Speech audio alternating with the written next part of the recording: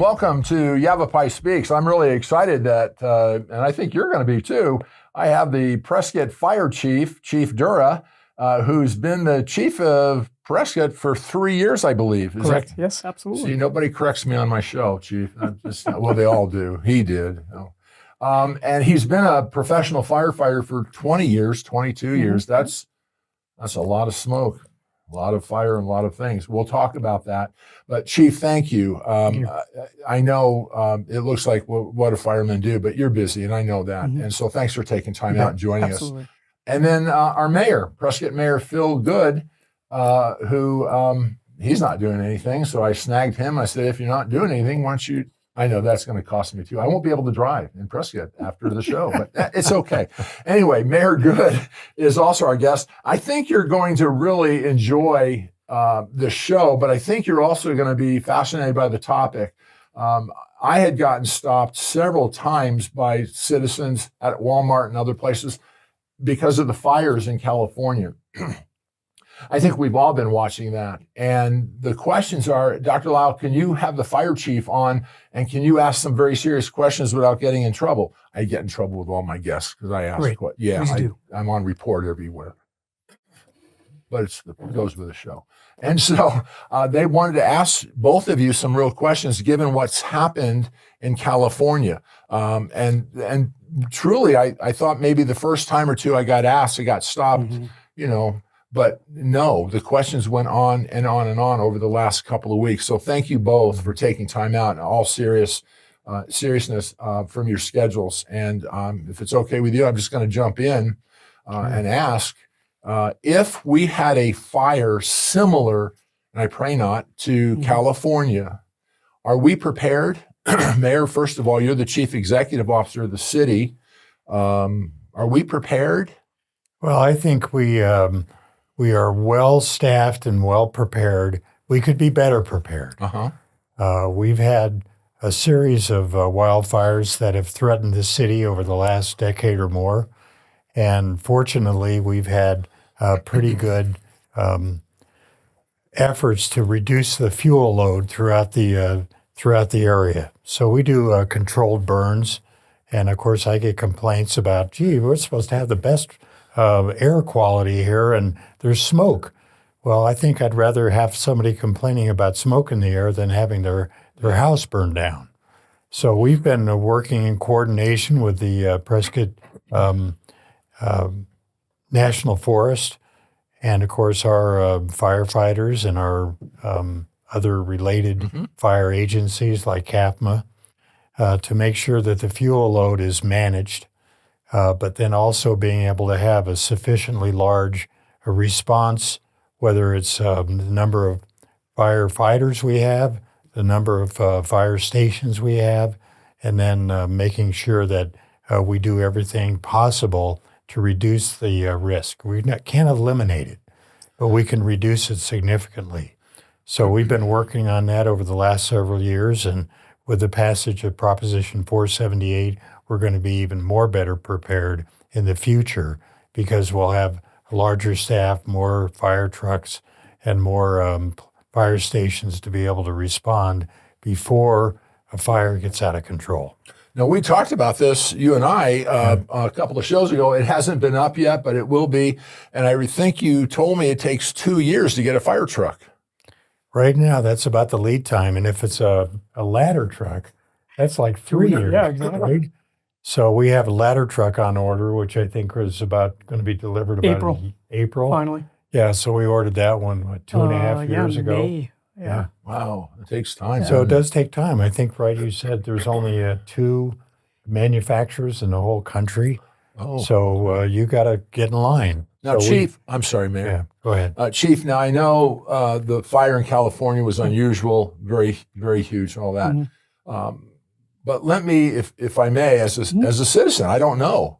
I dial 911 and I say there's a fire out behind my house in the forest area, and it appears like it's a good couple of 100 yards wide and long and big and all that.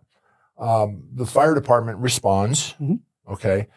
When the fire department responds, do they send a couple of trucks? Right. Okay, so a couple of trucks show up, and it's bigger than what I reported, or it's growing really quickly. Kind of, sort of, if you don't mind. And I know there's protocols and all that tactical, but could you take us through what happens? What would happen if the fire is larger than several hundred yards and it's getting bigger? Yeah, first of all, thanks again for having us on the show to talk about this. This is definitely a topic that is extremely important to this community.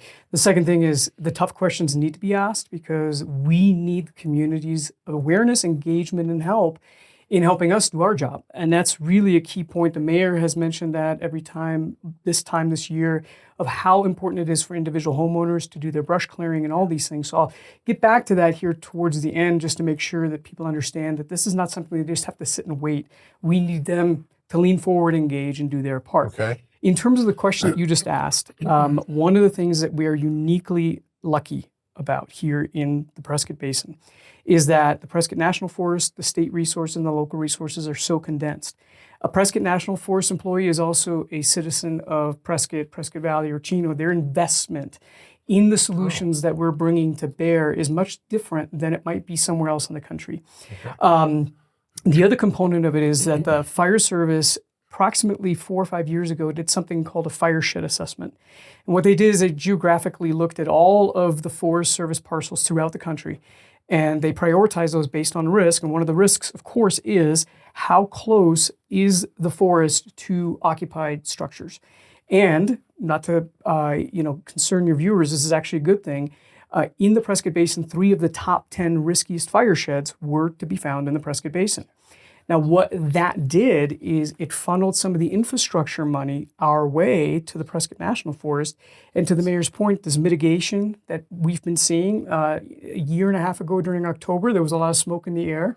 That was part of that funding. And for us, that's a really good thing. So the question that you asked specifically, what happens if the fire that's reported is bigger than expected? Here in the Prescott Basin, the map boundaries only matter in terms of the elected officials' capability and direction of whoever is responsible for that piece of ground. So in the city of Prescott, the Prescott City Council and Prescott City Management directs my work and gives me policy direction. At CAFMA, it's the CAFMA board. But beyond that, when you get out on the response, we send the most appropriate, closest resource, regardless of the funding or political backing that unit has, because that's what's right for the community. So as an example, that fire shed assessment that was done, we have the Prescott hotshots here at the Prescott Airport, right? Because of our risk assessment, if they are rotated, let's say to a fire in Oregon, they backfill. The Forest Service will backfill with another hotshot crew. So that if that fire that you just talked about in somebody's backyard is bigger than expected, within 15 to 30 minutes, our battalion chief can upgrade this incident and have a hotshot crew from the Prescott National Forest, if it's during the right fire season, an aircraft from the tanker base at the airport, state resources for overhead, and Central Arizona and Prescott resources all converging on this fire at the same time. Okay. That's unique. Mayor, you're the chief executive officer. I understand there's a city manager. I get all that, but you're our mayor. And I would say most of us view you as our chief executive officer. I know there's a city manager and you got staffs and all that, but the average citizen, you're our mayor. So you're the chief executive officer representing us, we the people. If the battalion chief and firemen say this thing is much bigger and they're doing their thing, we'll come back. We're doing their thing where they're getting more support. Do they then or does a chief or a deputy chief contact you and say, hey, Mayor, this is a little bit more of a problem than we think? You would say it in code, I'm sure, but in fire talk. But would they contact you? They give me updates anytime there's a major incident within the city. Chief Durre will send out, we have a fire that started out somewhere, and right now we're responding to it. So I get updates 24/7. Right. That's including issues that come out at the airport. And keep in mind that our airport is also the primary firefighting agency airport in all of northern Arizona. So we've got that. The slurry bombers out there, if we need them for responding to a fire to reduce the potential impact. So yeah, we do that. Now you'll remember the Crooks fire that happened a couple of years ago, and we had an incident commander that came out of California to coordinate everything. And after that fire was finally controlled, he said we probably had the most coordinated, most cooperative system of resources that he's ever worked with. So that's one of the reasons why the Crooks fire really didn't become a major catastrophe. Okay. Now, Chief, I'm going to press you on something Yeah. because I don't know, and I'm sure most of us don't know. So my question may even be improper in a way. Okay, so correct me. Do we? Because we're getting some new fire trucks, and it takes 2 years to get them. Right. Okay. Do we have enough fire trucks? I may not use the right words. Fire truck units, fire trucks. To put out a bigger fire that may be growing like California's did. Right. I think most of us saw it growing in a way of the TV. Yeah. It was growing. And what struck me anyway, and what people who stopped me at Walmart, and they really did, and Fry's and stuff, they go, do you think that could happen here? Because California is California. They got 800 million fire trucks. 800, I mean, it's California. Right. We're not prepared. I Right. go, I don't know. I'm going to have the mayor and the chief of fire on this week. And they go, will you ask these questions? I said, sure. Well, one thing we do have is we have water in our fire hydrants. You're not supposed to upstage me, man, on my show. Well, I was going to ask that. You cheated. You looked at my notes here. I did not. Yes, you did. Well, I was going to ask it. Well, okay, since the mayor brought it up and my co-host wants to know do we have water in our fire hydrants? And We have water in our fire hydrants. Well, that's it. We have water in our fire hydrants. Good. The other thing was, if the fire was growing more than I called, and I said it looks like it's a couple of 100 yards, and your battalion chief shows up, and everybody's showing up. Yeah. Okay. But for whatever reason, and all kidding aside, there's a fire science. There's wind and terrain and stuff that I don't understand. But it's growing. And no matter what you're doing, putting water on it, it seems to be like laughing at you and growing. That's what I saw in California. Absolutely. Okay. You have protocols in place to call other people? Yep.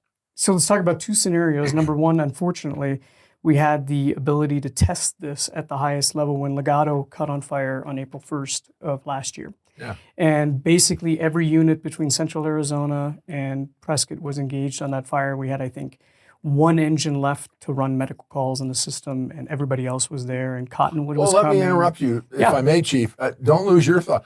So you've sent everybody to the fire. Absolutely. Well, what if there's a house fire? Glad you bring this up. Yeah. So perfect segue, right? And from your public safety career, you have to balance taking care of the problem that you have with the problem that might occur, right? And so statewide, the Arizona Fire Chiefs have been talking for decades. This actually started with Chief Bernasini down in Phoenix and the Valley system, and building this system of statewide mutual aid. So the way that it works here in Yavapai County in the most populated areas, basically the areas covered by CAFMA and us, is that we send closest unit dispatch regardless of the sticker on the truck to the emergency, and we upscale based on pre-programmed responses. So a structure fire gets more fire trucks than a medical gets more fire trucks than, let's say, a spilled fuel can, something like that, right? But in the case of Legato that evening, which it was in the middle of the night, we had exhausted those resources, so we immediately called countywide mutual aid. So then Cottonwood, the Verde area, Sedona start coming our way. And actually, for the first 18 hours of that incident, we had the Sedona battalion chief running the city of Prescott because our battalion chief was engaged in the fire, right? Okay. But then in order to even backfill that further, there's a system of statewide mutual aid that's under governmental agreements. And actually our dispatch center, PRCC, is one of the regional centers that when, let's say Payson, about a year and a half ago, had a tanker that caught on fire and blocked the road outside of Payson.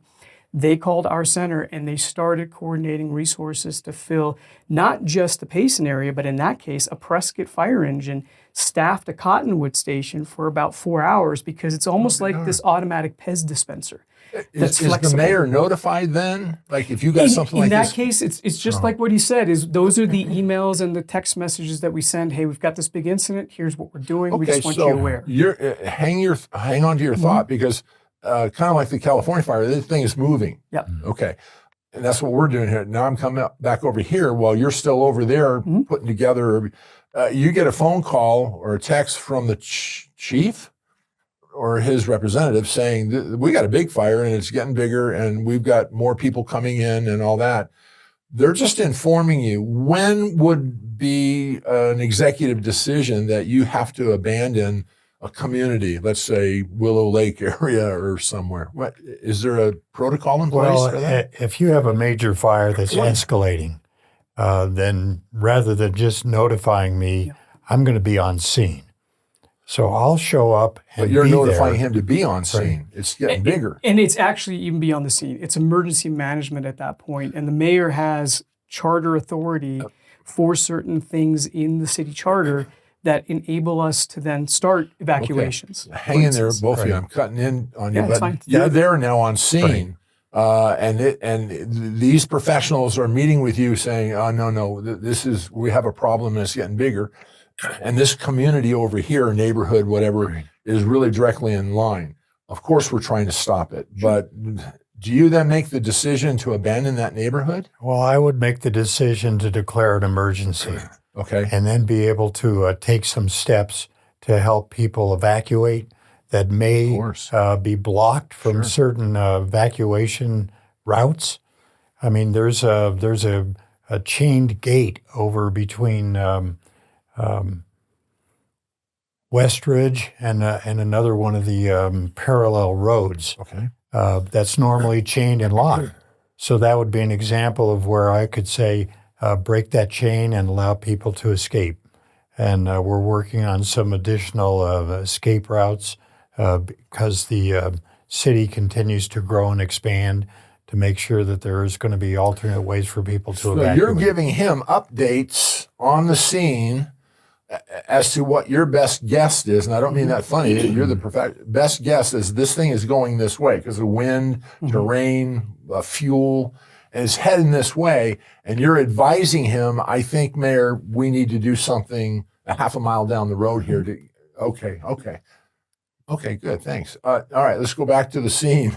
We've got Cottonwood coming in, Payson coming in, mutual aid. Right. So in that case, and I'll flat out tell you, that was the largest structure fire in my career, square footage wise. Wow, 20 years. And so we were able to suppress that based on good intergovernmental agreements and the relationships that have been built here on the ground for a long time. You know, the mayor mentioned the Crooks fire. I'd gotten hired literally a month before the Crooks fire broke out. And I'm thinking, my gosh, what the heck? It wasn't a problem because of those relationships, because of those IGAs. It was smooth, it was easy. Now, the situation that happened in California happened, I was from Colorado, from the Front Range of Colorado, and the Marshall Fire had happened literally as I was coming down here. Paradise, what happened in LA, those are not systems that a structure fire department is built to sustain. The LA County Fire Chief was interviewed one day about this and said, it's basically as if you were fighting 27,000 structure fires simultaneously. You can't reasonably build a response system for that. You have to mitigate ahead. You have to plan. And that's one of the things where I say we need the citizens' help and engagement. Don't wait for the fire to happen, because in such a rapid moving situation, there is no way that we could, in a fiscally responsible or even a practical manner, have a fire department that was large enough to be able to sustain and put out every fire. It's just not realistic. So if we did a future show in a week or two, and the topic was specifically educating the public as to how the public can be assistance to you all. Correct. Okay. We could do that. Absolutely. Okay.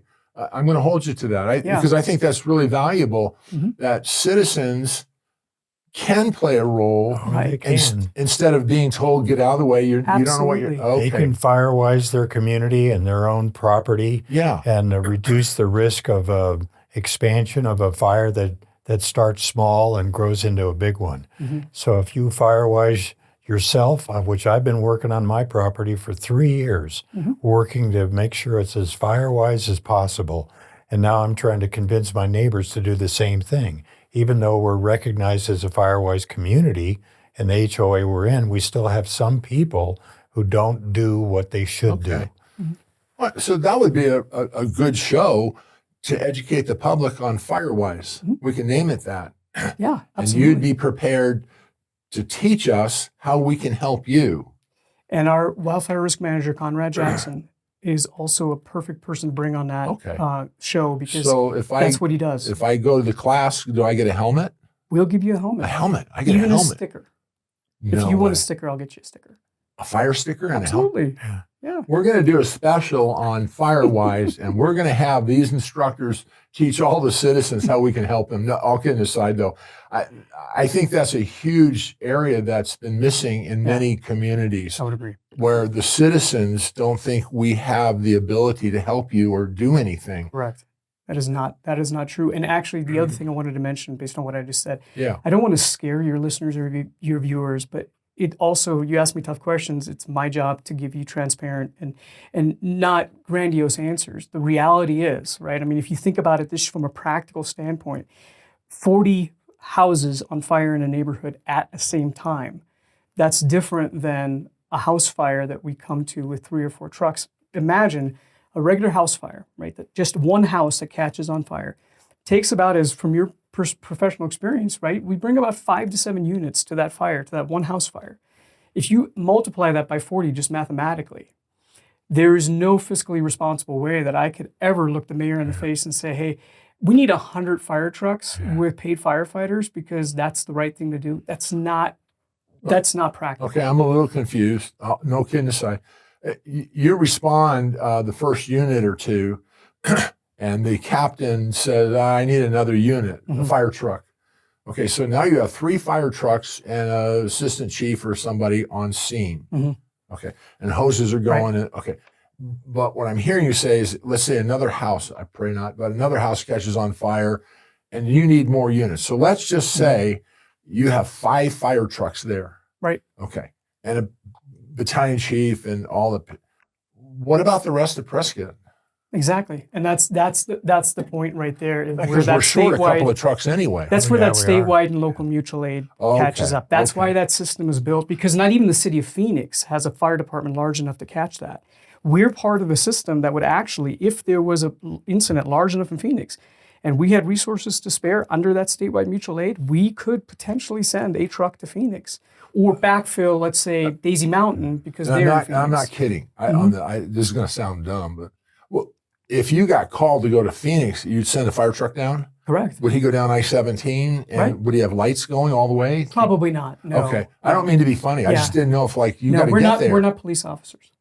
I'm just kidding you. That's a whole different show, ladies and gentlemen. We're not, a whole different show. I don't even know what to ask because you've just answered some questions that citizens want to know, that there is help available. Absolutely. Oh, man, this is a tough one for both of you because the mayor in L.A., in my opinion, please correct me, I mean that, and you too, sir.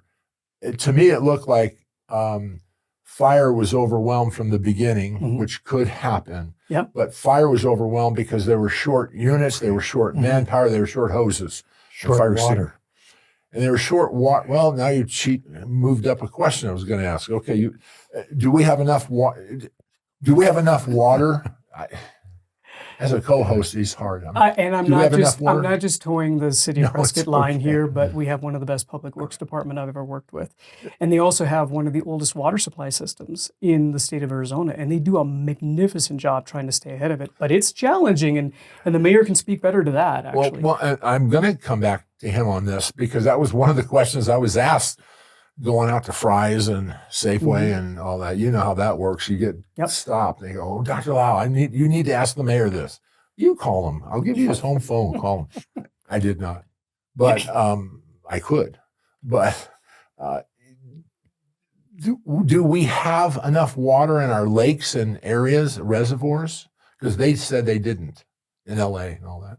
Well, yeah, they had drained a couple of their major reservoir or tank situations at a time when the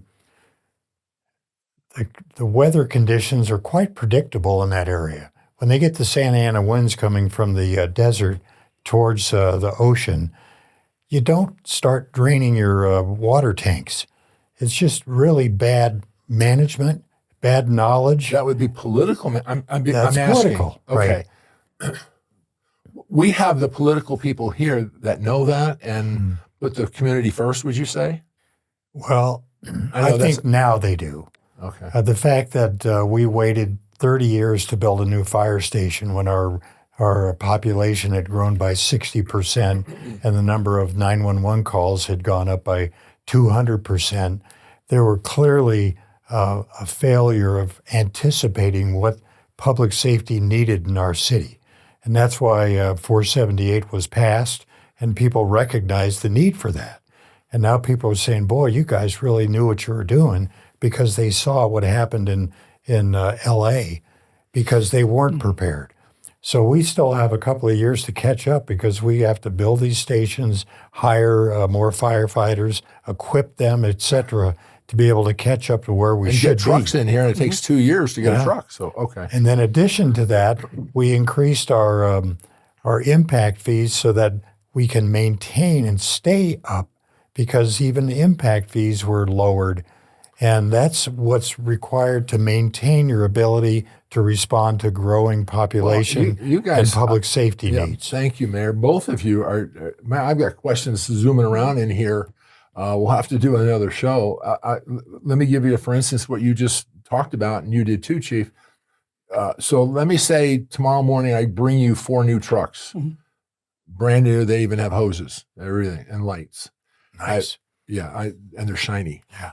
So I bring them to you, but you've got to put 5 men on each unit, or 4 men or 5 men on each unit for 24-hour shifts. Right. We're talking how many people? Let's say you have to hire than 20 people. Can you get the people? Are you having trouble hiring? I'm so glad you bring this up. So Yeah, I'm glad he asked. Yeah, right. Yeah.